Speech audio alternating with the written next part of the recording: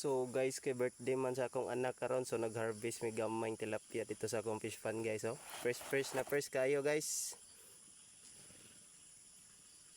Humihinga pa guys. First kayo yung tilapia guys. Matik na niya guys. Iskibitsi na niya.